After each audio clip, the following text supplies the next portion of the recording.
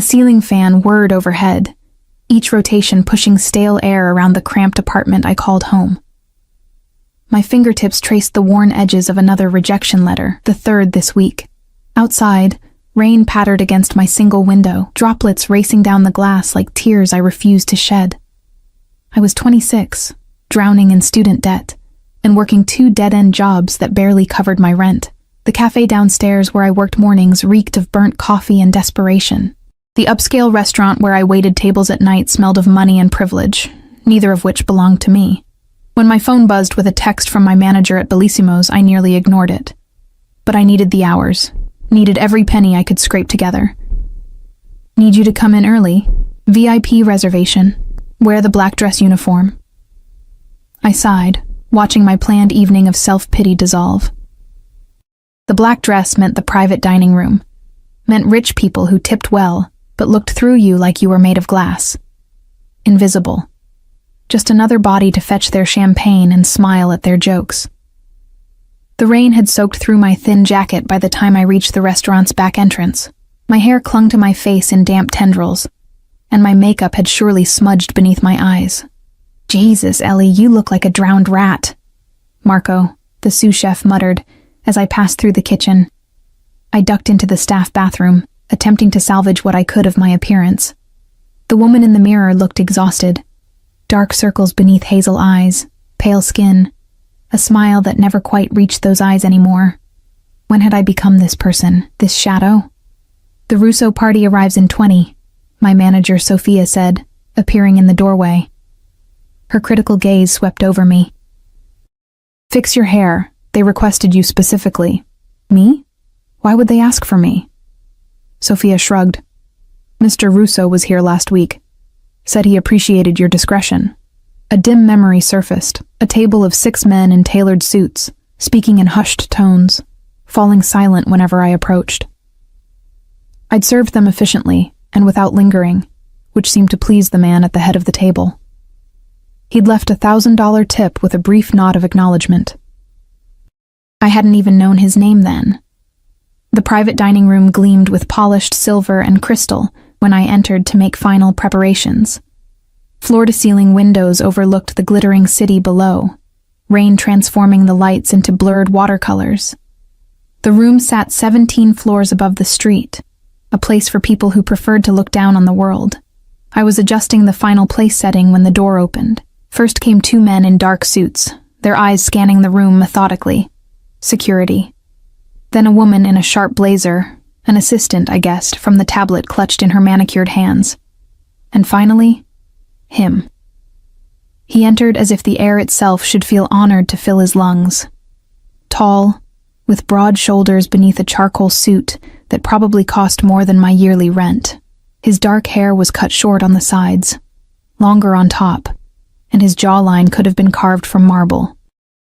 But it was his eyes that made my breath catch, pale blue, almost silver in the dim lighting, and utterly, completely cold.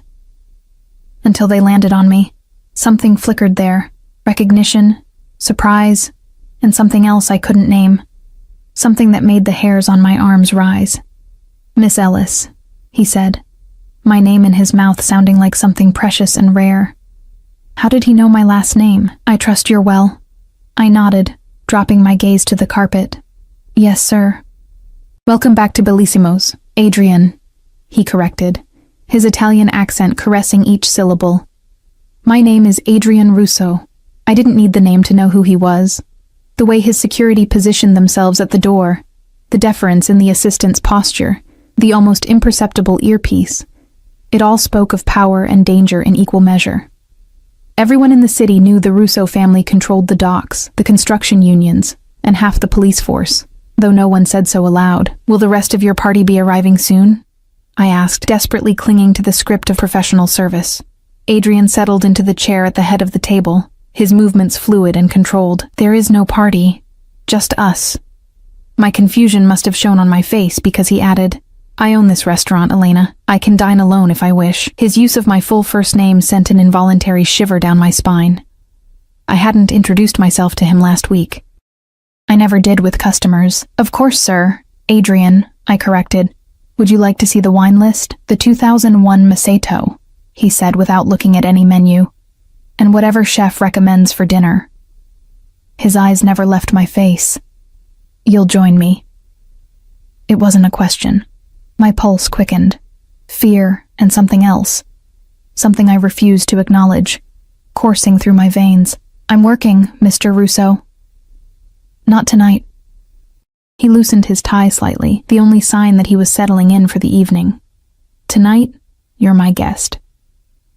Before I could protest, Sophia appeared at my elbow. Take care of Mr. Russo, she whispered urgently. Whatever he wants. I understood then. This wasn't a request from a customer.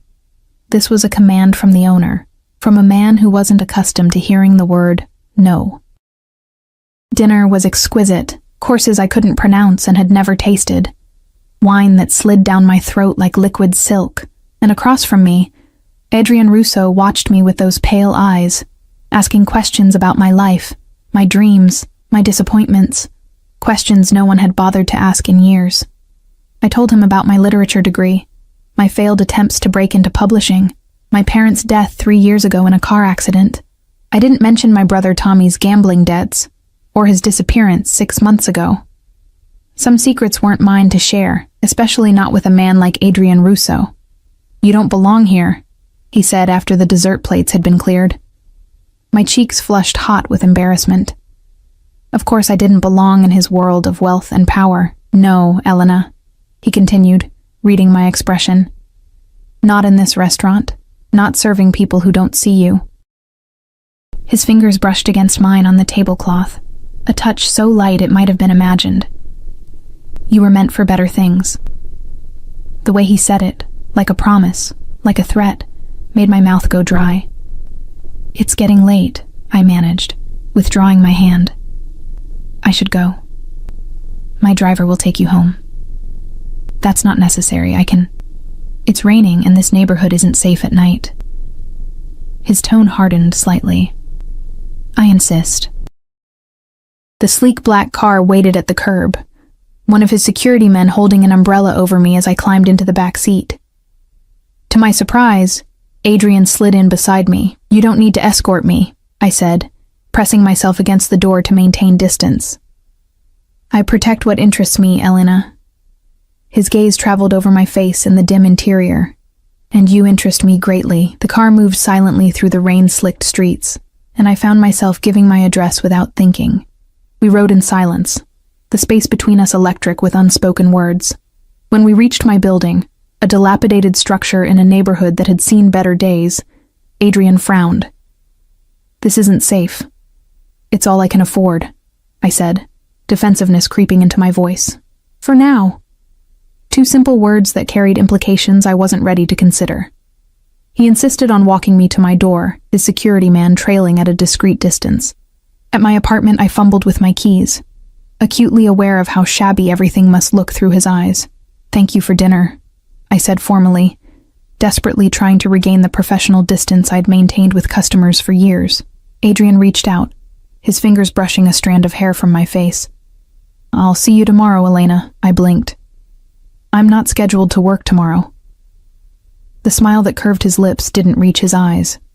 I didn't say anything about work. After he left, I leaned against my closed door, heart hammering in my chest. What had just happened? What did a man like Adrian Russo want with me? The questions swirled in my mind as I moved through my evening routine, jumping at every sound outside my window. The next morning, I woke to a knock at my door. A courier stood outside, holding a large white box tied with black ribbon. Elena Ellis? He asked, checking his tablet. Inside the box lay a dress of deep emerald silk, elegant in its simplicity. The card beside it read only, "Wear this. 7 p.m. A." I should have been offended by the presumption. I should have packed the dress away and called the restaurant to ensure I was on the schedule for that night instead. I should have done anything except run my fingers over that silk, imagining how it would feel against my skin. By evening, my curiosity had won over my pride. The dress fit perfectly, suspiciously so. I twisted before my mirror, watching the fabric shimmer in the harsh bathroom light. Precisely at 7, another knock came. This time, It was the security man from the night before. "Mr. Russo is waiting, Miss Ellis." The same black car idled at the curb. Inside, Adrian's eyes darkened with appreciation when I slid into the seat beside him. "Beautiful," he murmured. "Where are we going?" I asked, ignoring the warmth his approval sent spreading through my chest. "Somewhere safe."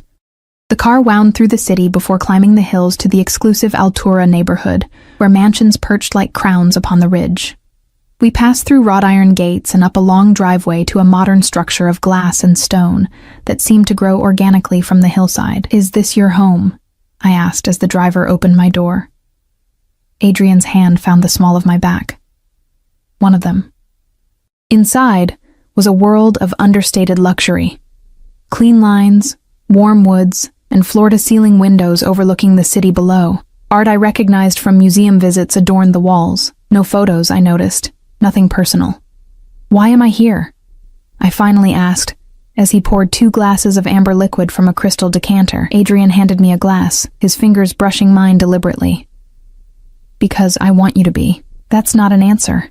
Something like respect flickered in his eyes. "No, it isn't." He gestured toward the windows. "Do you know what I see when I look out there, Elena? A city of people pretending they're happy, pretending they're safe, pretending they're free." He moved closer, the heat of him warming my skin through the silk dress. "But you don't pretend. It's there in your eyes, the truth, the loneliness, the hunger for something more." I took a step back.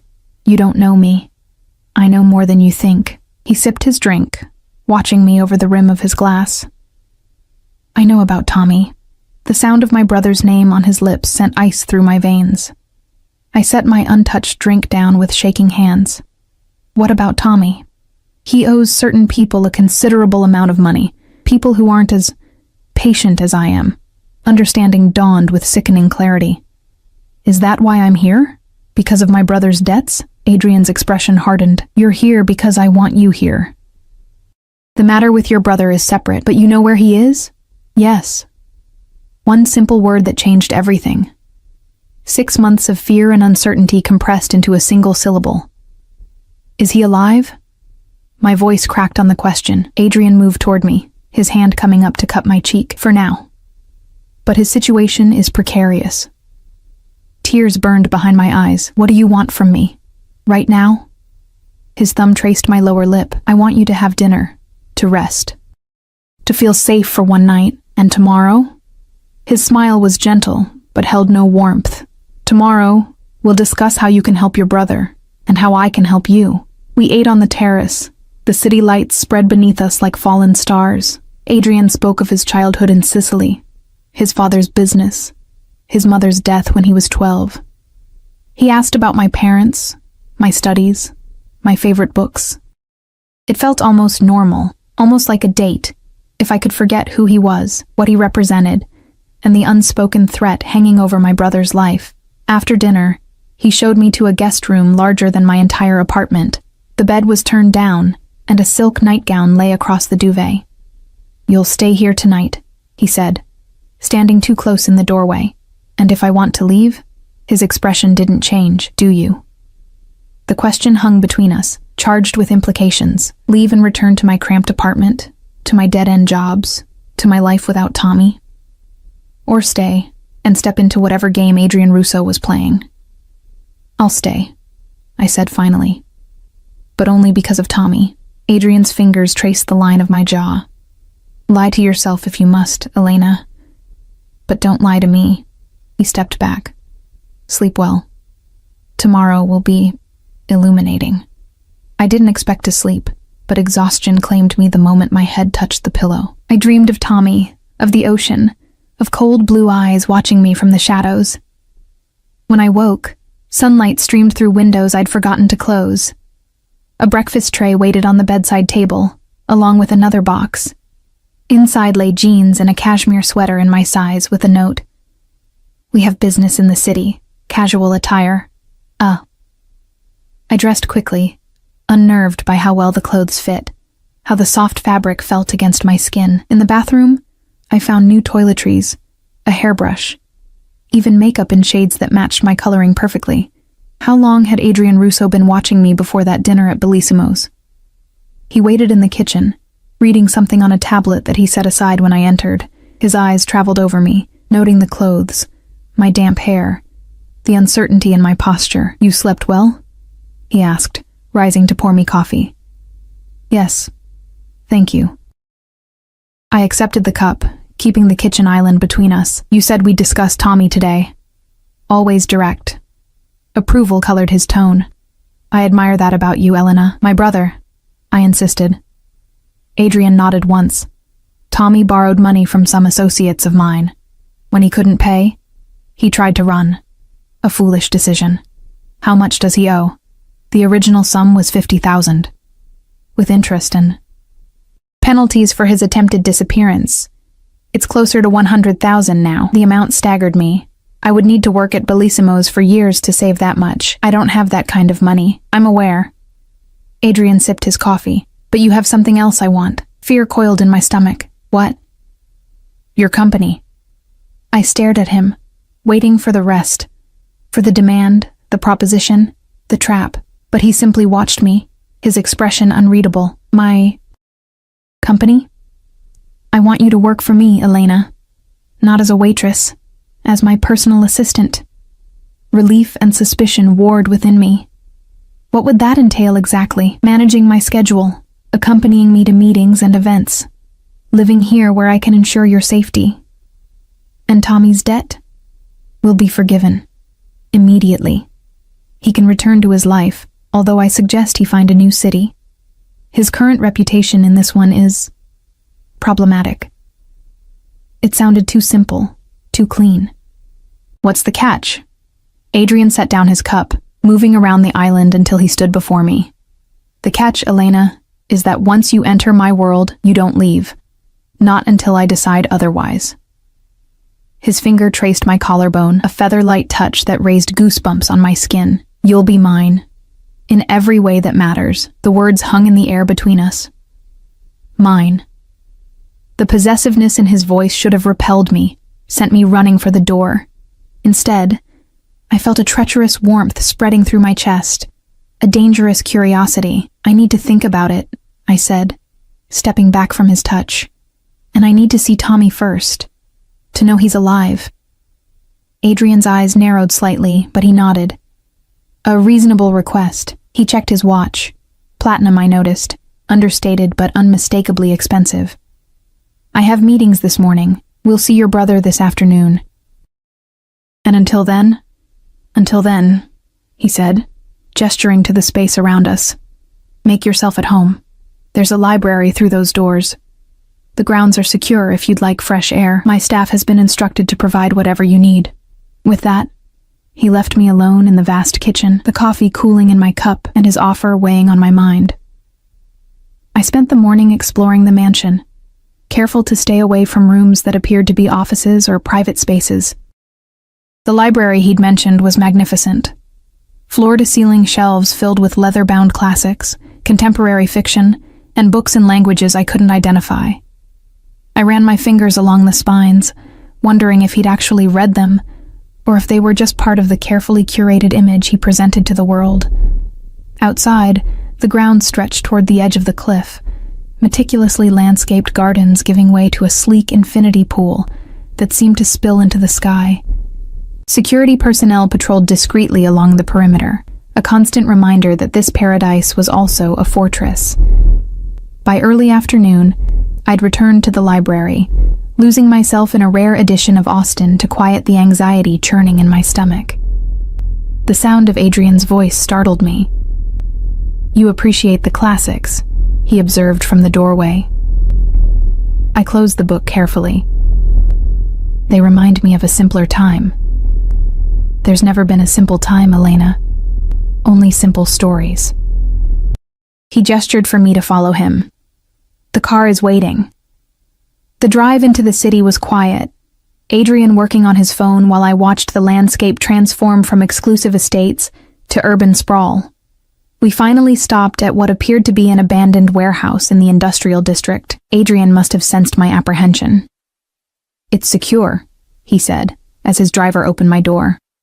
"Stay close to me." Inside, the warehouse was divided into smaller rooms. 2 men stood guard outside one door, nodding respectfully as Adrian approached. Neither looked at me directly. 10 minutes, Adrian told them. No more. The room beyond was spare. A bed, a chair, a small bathroom visible through an open door. And sitting on the edge of the bed, bruised but alive, was Tommy. Ellie? His voice cracked, disbelief and fear mingling in his expression as he stood. What are you doing here? With him?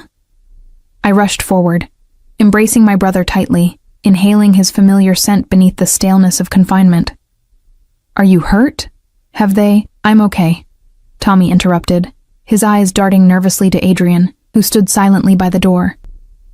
They've treated me fairly, considering.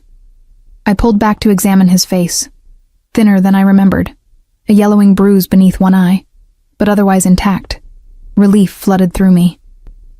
Mr. Russo and I have been discussing your situation, I said carefully. Tommy's expression hardened. Ellie, whatever he's asked you to do, don't. This is my mess. I'll figure it out. I glanced back at Adrian, who watched our reunion with clinical detachment. Tommy, I can help. I'm going to help. You don't understand what these people are capable of, my brother hissed, lowering his voice. What he's capable of. Time's up, Adrian announced from the doorway. I squeezed Tommy's hand. Trust me. Everything will be okay. As we left, Tommy called after me. Ellie, please. But the closing door cut off his plea. In the car, I turned to Adrian. He looks terrible. He's alive, Adrian replied mildly. Many in his position wouldn't be. The casual reference to my brother's potential death sent a chill through me. This was the reality of the world I was considering entering. A world where lives were bargaining chips, where power was measured in fear. If I agree to your terms, I said slowly, Tommy goes free today, completely free, with enough money to start over somewhere else. Adrian studied me, his pale eyes unreadable. You're negotiating now? I'm establishing parameters, I corrected. If I'm going to be yours, I need to know exactly what that means, and what I'm getting in return. A smile curved his lips, a real one this time, reaching his eyes with something like respect. Tommy will be released today with $20,000, enough to start fresh, not enough to fall back into old habits. He leaned closer. As for what being mine means, Elena, it means your safety, your comfort, your future are my concern. It means you work for me, live in my home, accompany me where I require your presence. And in my personal life, I pressed, needing clarity on the boundaries, if any existed. You won't have a personal life separate from me. His tone was matter of fact, as if discussing the weather. Where you go, who you see, what you do, all of it will be with my knowledge and approval. My stomach tightened. And if I want to leave, after a year or two? Adrian's expression cooled. That's not how this works. So I'd be your prisoner. No. He reached across the space between us, his fingers brushing my cheek. You'd be under my protection. There's a difference. And physically? I forced myself to ask the question that had hovered unspoken between us. What do you expect? His eyes darkened, but his voice remained controlled. I don't take what isn't freely given, Elena. When you come to my bed, and you will, it will be because you want to be there. The confidence in his assertion sent heat rushing to my face. I looked away, watching the city pass outside the window. I need tonight, I said finally. To think. To decide. One night, he agreed. No longer. We returned to his mansion as evening fell. Adrian disappeared into his office, while I wandered onto the terrace, watching the sun sink below the horizon, painting the sky in shades of fire. The beauty contrasted sharply with the heaviness in my chest, the impossible choice before me. Dinner was served on the terrace, Adrian joining me as if this were normal, as if I weren't contemplating signing away my freedom to save my brother. He spoke of a gallery opening the following week, of a business trip to Milan at the end of the month, all with the casual assumption that I would be by his side. You're very confident in my answer, I observed as dessert was cleared away. Adrian leaned back in his chair, studying me over the rim of his wineglass. I know desperation when I see it, Elena. And I know you love your brother more than you love your freedom. The accuracy of his assessment stung. You've been watching me for a while, haven't you, before the restaurant? 6 months, he admitted without hesitation, since Tommy first borrowed money from my associates. The timeline aligned perfectly with my brother's disappearance. You've been waiting for this moment. I've been waiting for you, he corrected. The timing is convenient. Why me? The question had burned in my mind since that first dinner. I'm nobody. I have nothing to offer someone like you. Adrian set down his glass, his expression softening almost imperceptibly. You pushed a child out of the path of a speeding car last winter, on 5th Avenue. You gave your umbrella to an elderly man during a downpour, then walked 6 blocks in the rain. You leave food for the stray cat behind your building, even when you can barely feed yourself. He leaned forward. You have a rare quality, Elena, a goodness that hasn't been corrupted by the world. That's worth more than you know. I stared at him, unnerved by the intimate knowledge of my life, by the intensity in his gaze. You had me followed. I had you observed, he corrected. There's a difference. Later, alone in the guest room, I paced the floor, weighing options that weren't really options at all. Could I run? Take Tommy and disappear? The thought was laughable. Adrian Russo had resources I couldn't imagine, connections everywhere. There would be no hiding from him. Could I refuse? Go back to my life? Leave Tommy to his fate? The idea made me physically ill. In the end, there was only one path forward, only one choice that wasn't really a choice. Morning found me in the kitchen before Adrian, watching the sunrise paint the sky in delicate pinks and golds. He entered silently, observing me for a moment before speaking. You've decided. I turned to face him, squaring my shoulders. Yes. I accept your offer, with one additional condition. His eyebrow raised slightly, which is, I want it in writing. A contract that specifies Tommy's freedom, my obligations to you, and a term limit. 5 years. I met his gaze steadily. After 5 years, I want the option to leave if I choose. Adrian's lips quirked in amusement. Always surprising me. He considered for a moment. 3 years. With the understanding that if you leave, you do so with nothing but what you brought with you. And you never contact your brother again. The condition was cruel, calculated to ensure I would think carefully before walking away. Fine. 3 years. And I want your word, he added, moving closer. Beyond any paper you sign, I want you to promise me, Elena. 3 years, completely mine. I swallowed hard, feeling the weight of the promise he was asking for.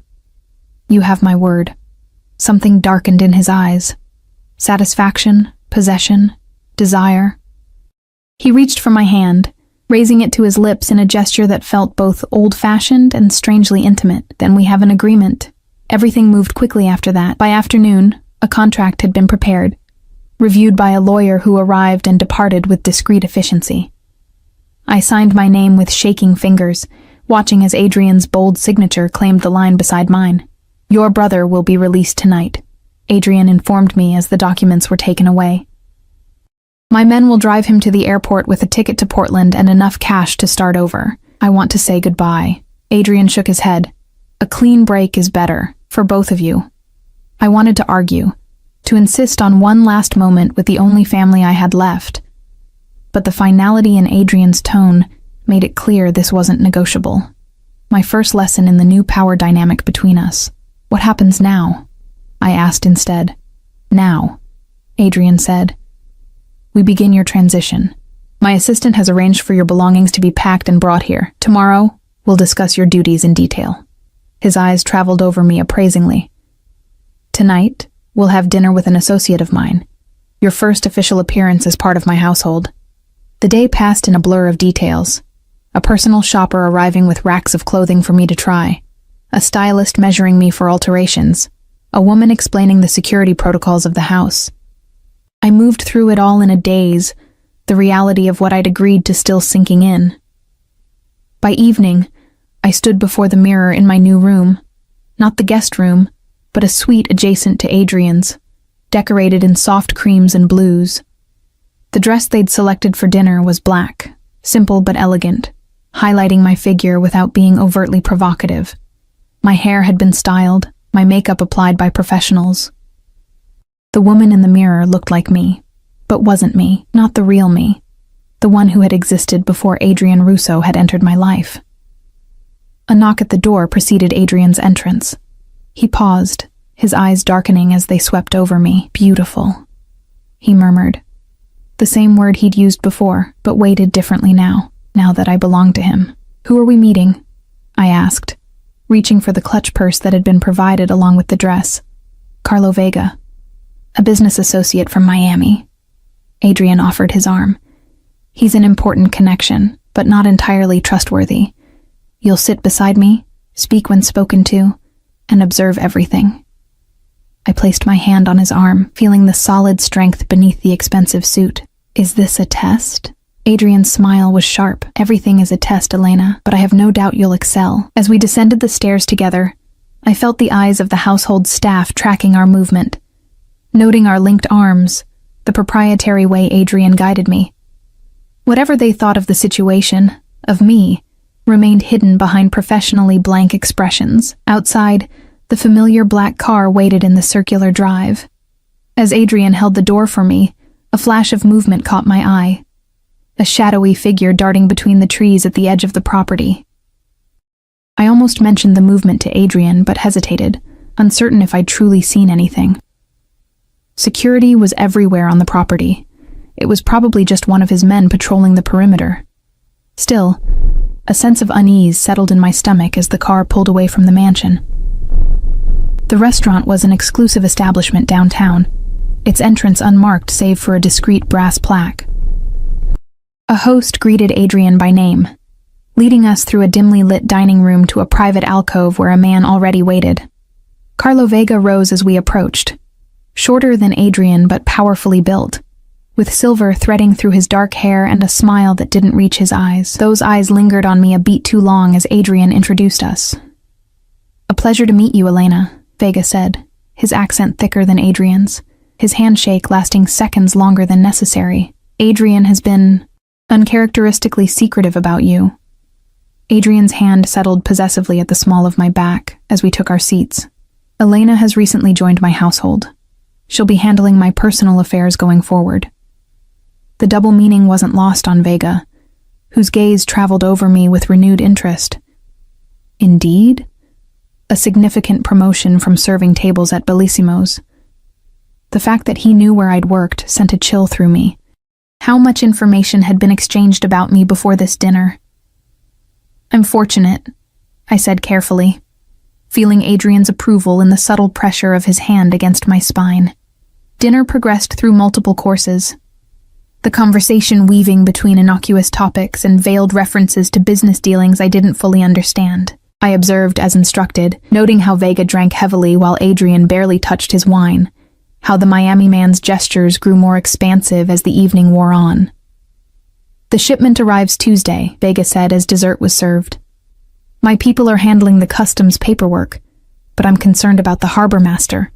He's become difficult." "The harbor master is no longer your concern," Adrian replied coolly. "It's been addressed." Vega raised an eyebrow. "Permanently?" "Let's just say he's taking an extended vacation." Adrian's tone ended that line of discussion.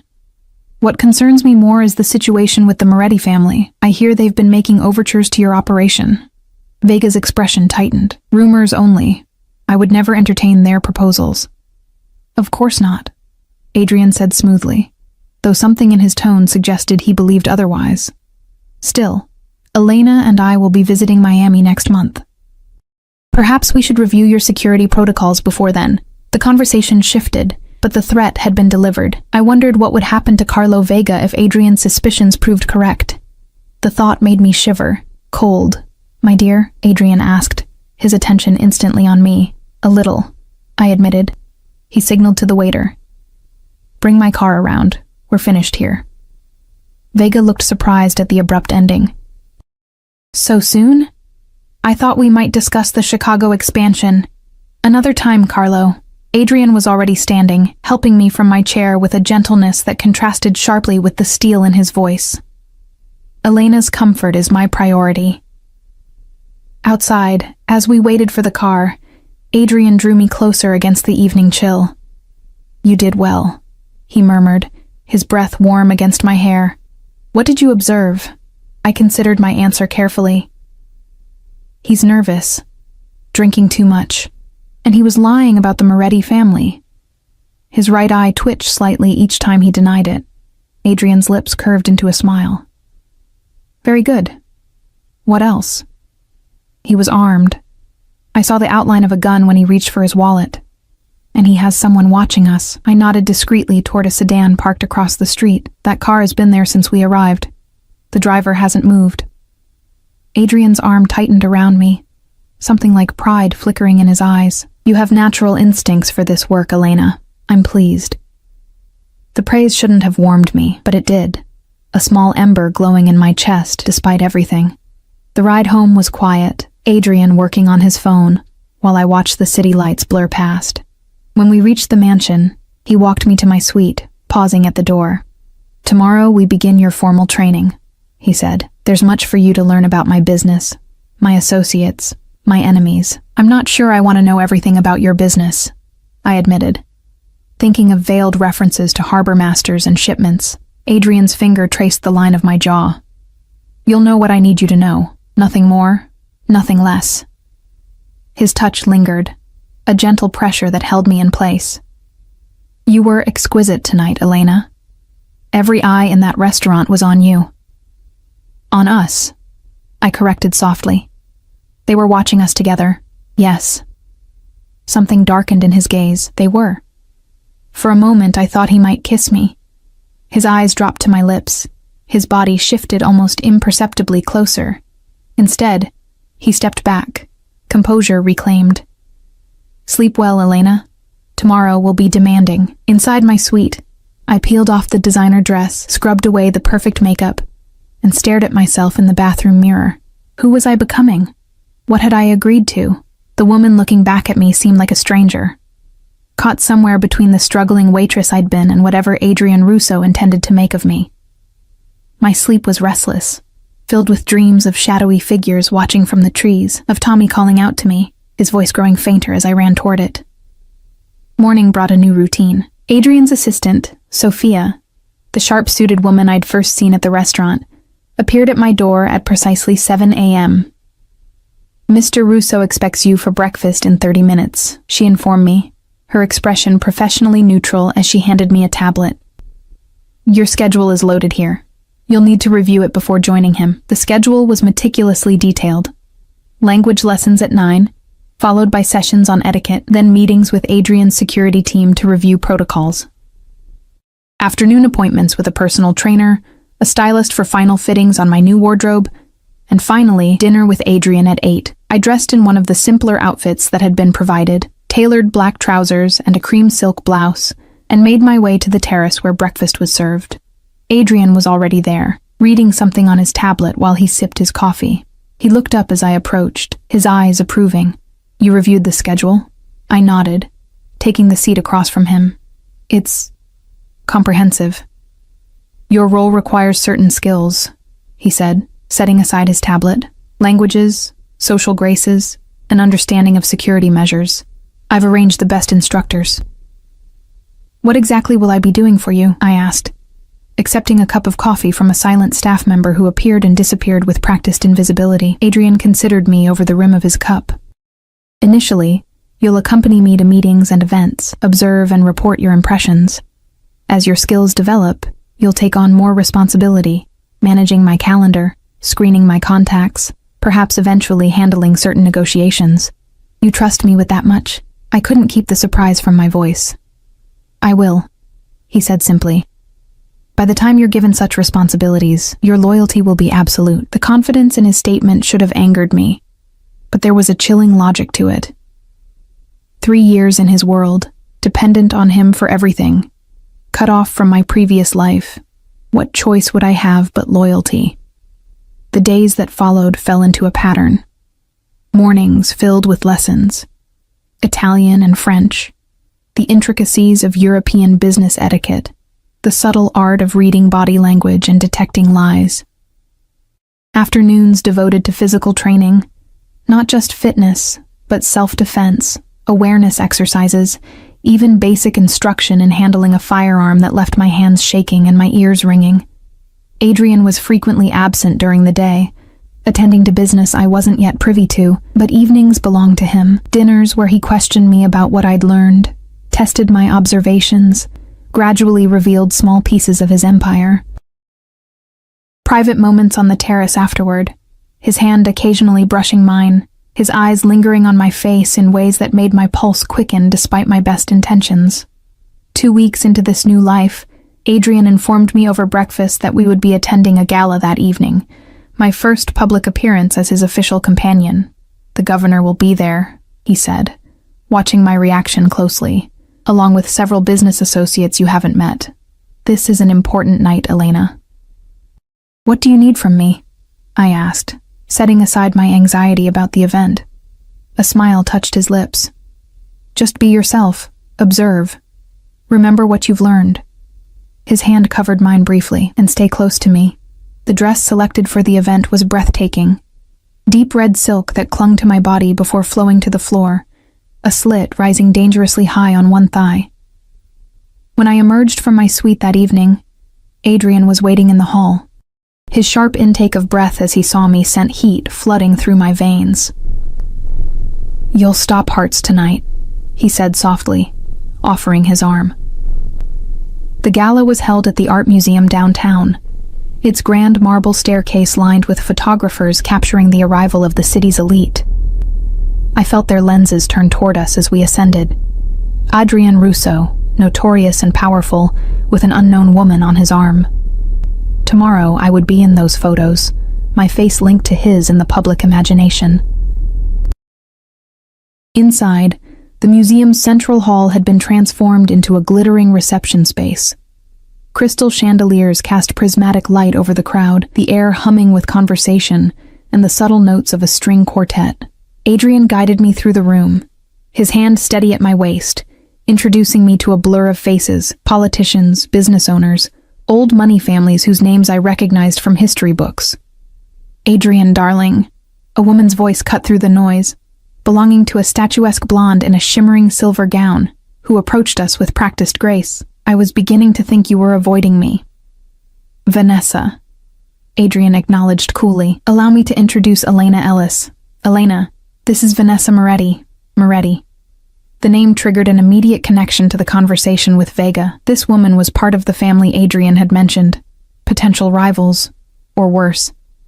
Vanessa's perfectly sculpted eyebrows arched as she assessed me. "Elena, how refreshing. I don't believe I've seen you at these events before." "This is my first," I admitted, maintaining the calm demeanor I'd been practicing. "Elena recently joined my household," Adrian supplied, his tone carrying a warning that didn't escape the blonde's notice. "Did she?" Vanessa's smile turned predatory. "How fortunate for you both. Though I must say, Adrian, your taste has evolved since we were together." The casual revelation that they had been involved sent an unexpected surge of jealousy through me. I fought to keep my expression neutral, as Adrian's hand tightened possessively at my waist. "If you'll excuse us," he said smoothly. "The governor is waiting." As he guided me away, I couldn't resist asking, "You and Vanessa Moretti?" "A mistake from several years ago," Adrian replied, his voice hardening. "One that has complicated certain business arrangements." "She still wants you," I observed. Adrian's eyes met mine, something dangerous flickering in their depths. "Does that bother you, Elena?" Before I could answer, a commotion near the entrance drew our attention. Security personnel were converging on a man who appeared to be arguing with the event staff. Even from across the room, I recognized him. Tommy. My heart lurched. "Adrian." "I see him." Adrian's voice had gone deadly quiet. "Stay here." But Tommy had already spotted us, pushing past a security guard to stride in our direction, his face flushed with anger or alcohol or both. "Ellie," he called, drawing curious stares from nearby guests. "Ellie, what the hell is going on?" "I got your message." Adrian intercepted him smoothly, placing himself between my brother and me. "Mr. Ellis, This is hardly the place. Get away from her, Tommy snarled, loud enough for those nearby to hear. I know what you are. I know what you've done. I moved forward, panic rising in my throat. Tommy, please. Security was closing in, the elegant crowd drawing back from the scene unfolding in their midst. Tommy's eyes, wild with desperation, locked on mine over Adrian's shoulder. Run, Ellie. Whatever he told you, it's lies. You need to. His words cut off as two of Adrian's men grabbed him by the arms. Adrian turned to me, his expression carefully controlled despite the public spectacle. Go to the car, he ordered quietly. Now. Adrian, please don't hurt him, I begged, reaching for his arm. He's confused. He doesn't understand. The car, Elena, Adrian repeated, his voice leaving no room for argument. We'll discuss this at home. Torn between obedience and the desperate need to protect my brother, I hesitated. Adrian's eyes softened fractionally. I promise he won't be harmed, he said, for my ears alone. But you need to go. Now. With one last glance at Tommy, still struggling in the grip of Adrian's security men, I turned and made my way toward the exit, feeling the weight of curious stares following my departure. In the car, I waited, minutes stretching into an hour before Adrian finally appeared, his expression thunderous as he slid into the seat beside me. How did he find you? He demanded without preamble. How did he know you would be here tonight? I don't know, I whispered, fear constricting my throat. I haven't contacted him, I swear. Adrian studied me, his pale eyes searching for deception. Someone told him, Elena. Someone who shouldn't have. Is he... I swallowed hard, forcing the question past the tightness in my throat. Is he okay? He's being taken somewhere secure, Adrian replied, his voice dangerously calm. Until I determine how he found you and who helped him. The car moved silently through the night, carrying us back to the mansion. I sat rigid beside Adrian, my mind racing. Tommy had mentioned a message I hadn't sent. Someone was playing a dangerous game, using my brother as a pawn. Adrian, I said carefully. Tommy mentioned getting a message from me. I didn't send anything. His eyes narrowed. Are you certain? Absolutely certain, I insisted. You've had me watched constantly since I moved in. You know I haven't contacted him. Adrian's jaw tightened, a muscle pulsing beneath his skin. Then it seems we have a problem. At the mansion, Adrian led me directly to his office, a room I'd never been allowed to enter before. It was masculine and imposing, walls lined with bookshelves and a massive desk dominating the space. He gestured for me to sit while he poured 2 drinks from a crystal decanter. Someone is attempting to interfere with our arrangement, he said, handing me a glass. Someone who knew enough to find your brother and lure him to the gala. I took a sip, the whiskey burning a path down my throat. Vanessa Moretti? Adrian's eyebrow raised slightly. Why do you suspect her? The timing of her approach tonight, the way she looked at me, at us. I set my glass down, and you mentioned her family has been making overtures to Vega. What if this is part of a larger plan to disrupt your business? Something shifted in Adrian's expression. Surprise, perhaps, and a calculating interest. You're thinking like one of us now, Elena. The observation unsettled me. Was I becoming like them? Like him? I'm thinking like someone who wants to protect her brother, I corrected. And herself. Adrian moved around the desk, perching on its edge directly in front of me. The Moretti family has been trying to expand their territory for years. Vanessa's father died 6 months ago, and she's eager to prove herself as the new head of their operation. His finger traced the rim of his glass thoughtfully. Using your brother to create a public scene, to make me appear vulnerable. It's her style. What happens now?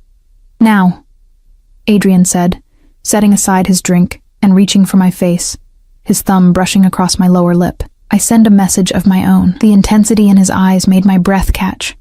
What kind of message? Instead of answering, he leaned down and captured my mouth with his. The kiss was possessive, demanding, sending heat coursing through my body despite the circumstances. When he finally pulled back, his eyes had darkened to stormy blue. You belong to me, Elena, he murmured against my lips. and I protect what's mine. The next morning, I woke to find a small, elegant box on my bedside table. Inside, nestled a platinum pendant, a delicate key suspended on a fine chain.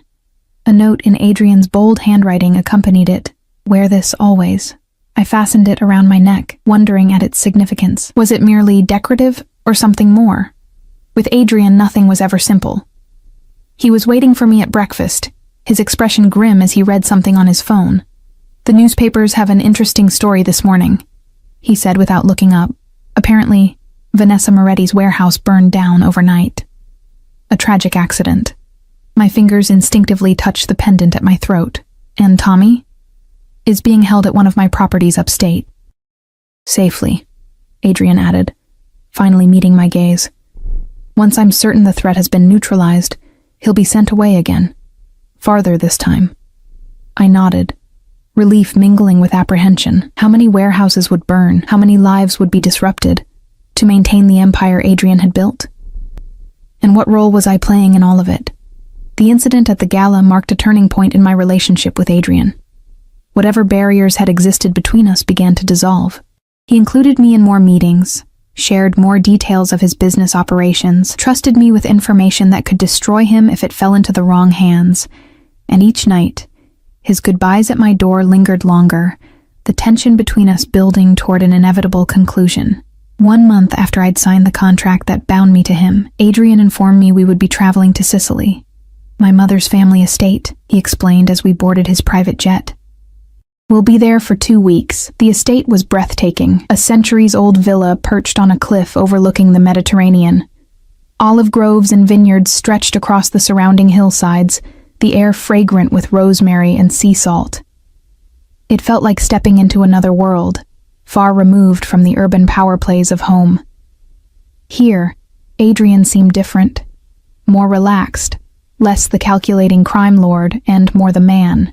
He showed me the places of his childhood, introduced me to distant relatives and old family retainers who had known him as a boy. In the evenings, we dined on the terrace overlooking the sea, talking for hours about books, art, philosophy, subjects that revealed a depth to him I hadn't glimpsed before. On our 5th night in Sicily, as we lingered over dessert beneath a canopy of stars, Adrian reached across the table for my hand. "You've changed since coming here," he observed, his thumb tracing circles on my palm. "How so?" "You're more at ease, less guarded." His eyes reflected the distant lights of fishing boats on the horizon. "I prefer you this way, Elena." I smiled, the wine and the setting making me bold. "Perhaps it's because you're different here too." "Am I?" "Less the mafia boss and more just Adrian." His expression softened. "And which do you prefer?" "I'm still deciding," I admitted. "Both have their appeal." Later, as he walked me to my room, adjacent to his in the villa's east wing, Adrian paused outside my door. The moonlight filtering through ancient windows cast his features in silver and shadow. "I'm tired of waiting, Elena," he said quietly. My heart stuttered against my ribs. "Waiting for what?" "For you to come to me willingly." His fingers traced the line of my jaw, tilted my face up to his. "For you to admit what we both know." "And what's that?" I whispered, though I knew the answer. "That despite everything, despite how we began, you want me as much as I want you." The truth of his words resonated in my blood. Whatever moral objections I'd clung to had eroded day by day, replaced by a hunger I couldn't deny. I reached up, my fingers threading through his hair, and pulled his mouth down to mine. The kiss was different from our first, not a statement of possession, but an invitation, a beginning. Adrian groaned against my lips, his arms encircling me, pulling me flush against him. When we finally broke apart, his eyes were dark with desire. "My room," he murmured. "Now." I should have hesitated, should have considered what this step would mean. Instead, I took his hand and followed him down the moonlit corridor, desire drowning out every other consideration. His bedroom was larger than mine, dominated by a massive 4-poster bed. Adrian pulled me to him the moment the door closed behind us, his kiss deeper now, hungrier. His hands found the zipper of my dress, slowly drawing it down as his lips traced a path along my neck. "I've imagined this," he confessed against my skin, "every night since you came to me." The dress pooled at my feet, his hands exploring newly exposed skin with reverent attention. I worked at the buttons of his shirt, desperate to feel him, to cross this final boundary between us. When we were both undressed, Adrian lifted me onto the bed, his body covering mine, his weight a delicious pressure. "Mine," he whispered as he entered me, the word both a claim and a promise. "Yours," I agreed, surrendering completely to what had been inevitable from the start. Afterward, lying in the circle of his arms as moonlight spilled across the tangled sheets, I traced the lines of an old scar on his shoulder. "How did you get this?" "My first lesson in betrayal," Adrian said, his voice soft in the darkness. "I was 19, working for my father. Trusted the wrong person. What happened to them?" "The person who betrayed you." His silence was answer enough. "Adrian," I ventured, emboldened by our newfound intimacy, "what happens when our 3 years are over?" His arms tightened around me. "That's a discussion for another time." "But, Elena," his tone carried a warning, "don't spoil tonight with thoughts of endings." I fell silent, understanding that some boundaries still remained, some questions he wasn't ready to answer. Instead, I pressed closer to him, committing to memory the feel of his skin against mine, the rhythm of his breathing as he drifted toward sleep. In the morning, I woke alone, sunlight streaming through windows I didn't remember being opened. A note on Adrian's pillow directed me to meet him for breakfast on the terrace. I dressed in a simple sundress from the wardrobe that had mysteriously been filled with clothes in my size, and made my way through the villa's cool corridors. The sight that greeted me on the terrace froze me mid-step. Adrian sat at the table as promised, but he wasn't alone. Across from him, wearing an expression of cautious hostility, sat Tommy. My brother's eyes locked with mine, a storm of emotions crossing his face. Relief, anger, confusion. He rose from his chair, ignoring Adrian's sharp glance. "Ellie," he breathed, moving toward me. I rushed forward, embracing him tightly, breathing in his familiar scent, the last tangible connection to my old life. "Tommy, what are you doing here?" "How?" "Mr. Russo invited me," Tommy said, pulling back to search my face. "He said it was time we talked, all of us." I turned to Adrian, questioning. His expression was unreadable, controlled, but there was a tension in the set of his shoulders I'd learned to recognize. "Sit," Adrian instructed, gesturing to the empty chair between them. "We have much to discuss," I complied, hyper-aware of the current running between the two men. Tommy's barely contained hostility, Adrian's dangerous calm. "Your brother and I have been having an enlightening conversation," Adrian continued once I was seated, pouring coffee into my cup with practiced ease. "About his gambling debts, about the people he stole from, and about certain messages he claims to have received from you." Tommy leaned forward, his voice urgent. "Ellie, I never believed you'd choose to be with him willingly." "When I got those texts—" "What texts?" I interrupted. "Tommy, I never sent you anything." My brother's expression faltered. "But they came from your number. They said you were being held against your will, that you'd be at the governor's gala, that I needed to get you away from him." He jerked his head toward Adrian. Adrian's eyes never left my face. "Show her." Tommy reluctantly pulled out his phone, scrolling to messages that did, indeed, appear to come from my old number. Messages describing abuse, coercion, fear, a tissue of lies designed to provoke exactly the reaction they had. "I didn't send these," I said firmly, handing the phone back. "Someone was using you, Tommy, trying to create problems for Adrian." "Problems?" Tommy's voice rose. "Ellie, this man is a criminal. His family has been running illegal operations in the city for decades." "That's enough," Adrian cut in, his tone deceptively soft. "Elena knows exactly who I am, what I am. Don't you, cara mia?" The endearment slipped from his lips naturally, intimately, and I watched understanding dawn in Tommy's eyes, followed quickly by dismay. "My God," he whispered. "You're sleeping with him." Heat flooded my cheeks, but I held my brother's gaze steadily. "It's more complicated than that, Tommy."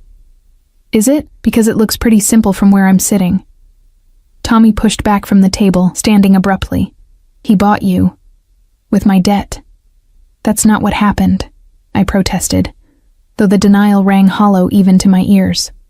No? Tommy's laugh was bitter. Then walk away with me right now. Let's go, Ellie, right now. I didn't move. Couldn't move. The silence stretched between us, damning in its implication. That's what I thought. My brother said finally. He owns you. I made a choice, I countered, my voice strengthening with conviction I hadn't known I possessed. I chose to save you, yes. But I also chose this life, Tommy. I chose Adrian. Adrian's hand found mine beneath the table, his fingers intertwining with mine in a gesture that felt suddenly, profoundly significant. Mr. Ellis, Adrian addressed Tommy directly, your sister and I have an arrangement. 3 years of her service in exchange for your freedom and safety. That arrangement stands, regardless of your personal feelings about it.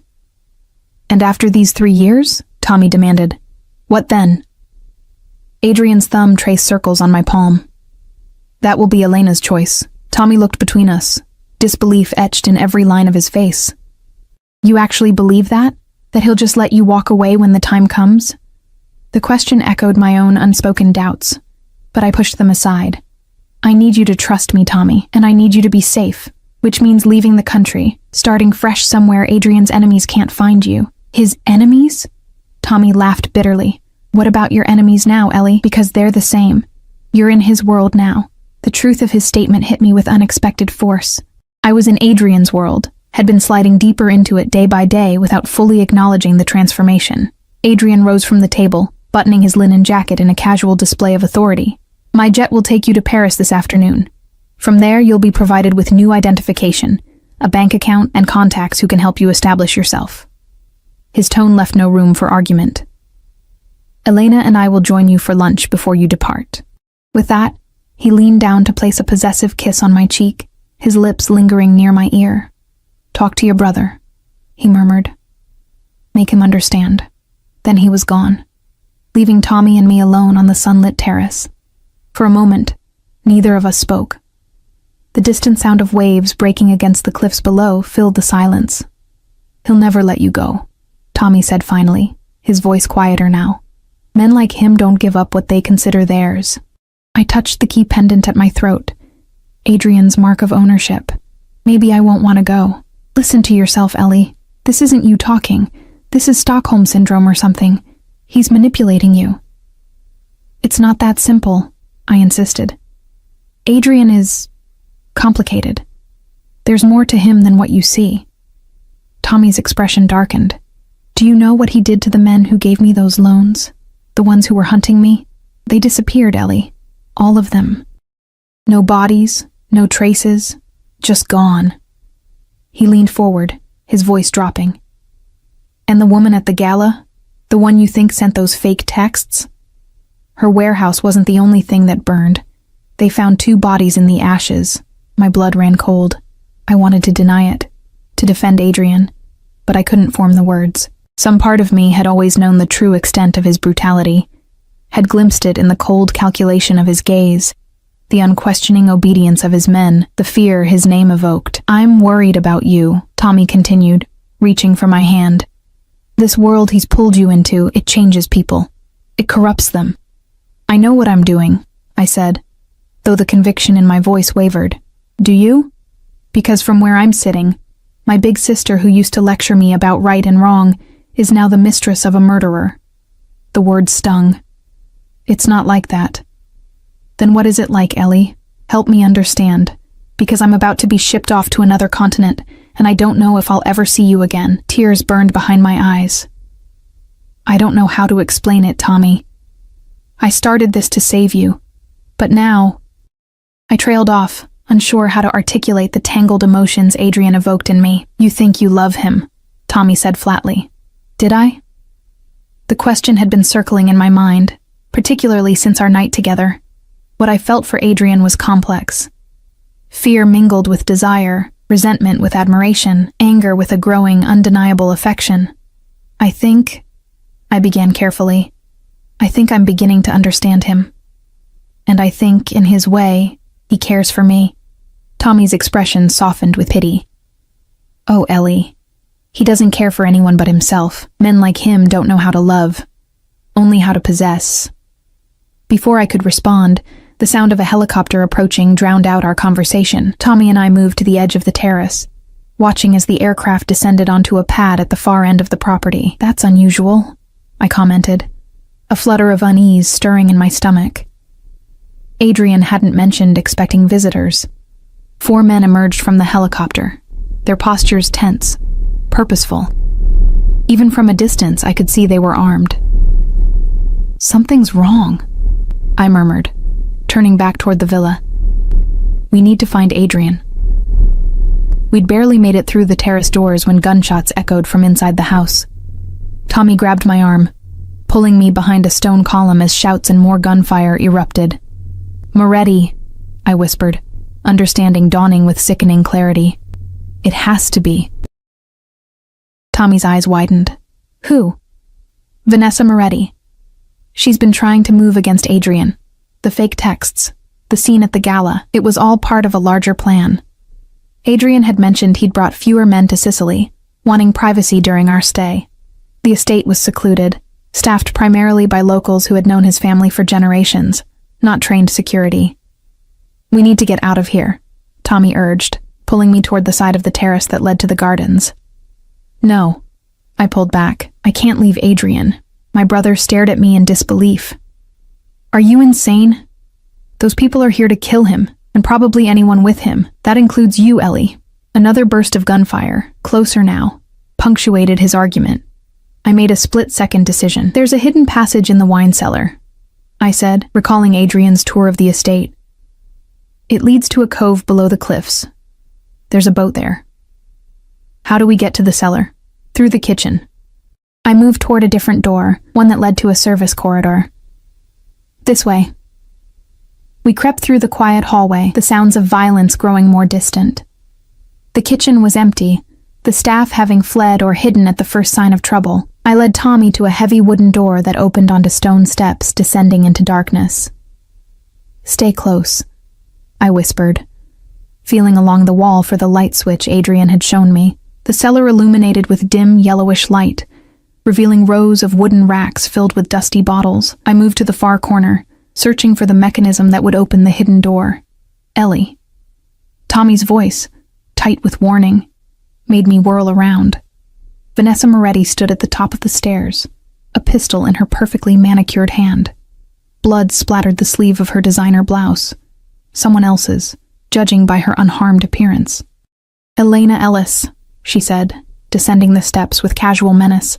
The waitress who captured Adrian Russo's heart. How touching, I stepped in front of Tommy instinctively. What do you want? Vanessa smiled, cold and predatory. Originally, to kill Adrian and take control of his territory. She gestured with the gun.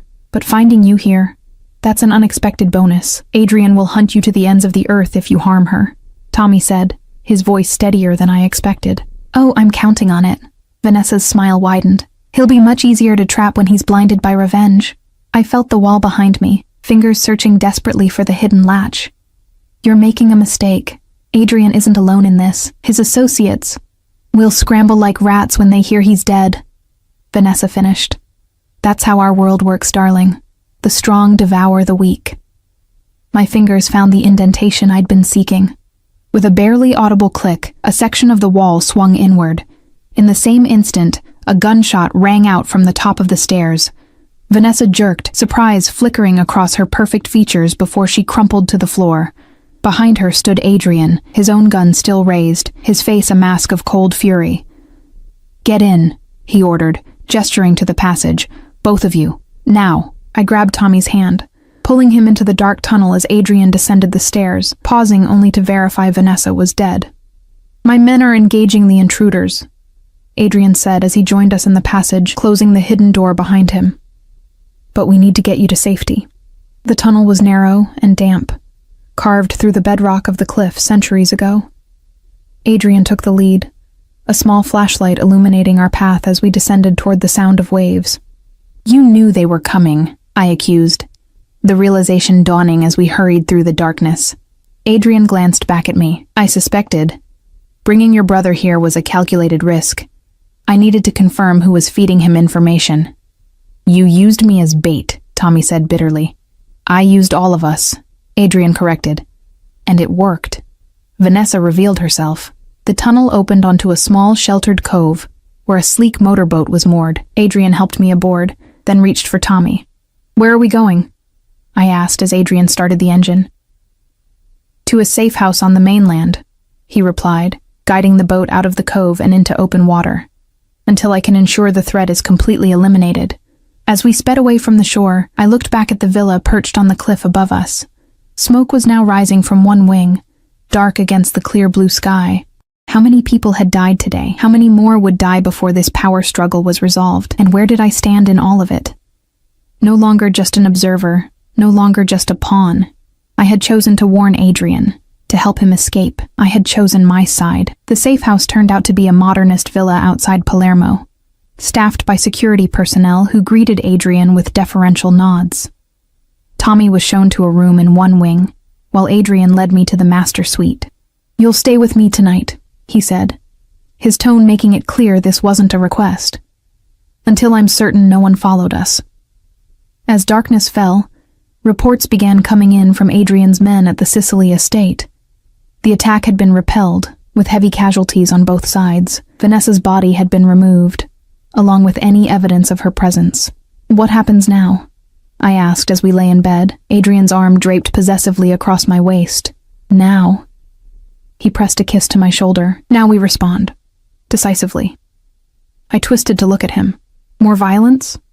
This is how our world works, Elena. His eyes gleamed in the darkness. The weak are devoured by the strong, I finished, echoing Vanessa's words. I know. Adrian's grip tightened. You saved my life today. You chose me over your own safety. Yes, I admitted softly. I did. Why? The question hung between us, demanding an honesty I wasn't sure I was ready to give. But in the darkness, with the day's violence still echoing in my mind, pretense seemed pointless. Because I love you, I whispered. God help me, but I do. Adrian's lips found mine, the kiss deep and possessive. When he finally pulled away, his eyes held a fierce intensity I'd never seen before. The contract is void, he said against my lips. I blinked, confusion breaking through the haze of desire. What, 3 years, an arrangement, terms of service? None of that matters anymore. His hand cupped my face, surprisingly gentle. I want you by my side, Elena. Not as an employee, not as a possession. As my equal, my partner. Your wife, I said, understanding his implication. My wife, he agreed. My queen. The mother of my children. The woman who stands beside me as we build something that will outlast both of us. It should have frightened me, this vision of a future intertwined with his empire of violence and power. Instead, I felt a strange sense of rightness, of inevitability. Tommy? I asked, practical concerns intruding on the moment. We'll be protected, always, Adrian promised. As your family, he becomes part of mine. The next morning, Tommy and I walked in the villa's garden while Adrian conducted business inside. My brother looked at me with new eyes, weighing the changes he saw in me against the sister he'd known. You're really going to do this, he said finally. Stay with him. Become part of all this. He gestured vaguely at the villa, the armed guards patrolling the perimeter. I am, I confirmed. I know it's not the life you imagined for me. It's not the life anyone imagined for you, Tommy interrupted.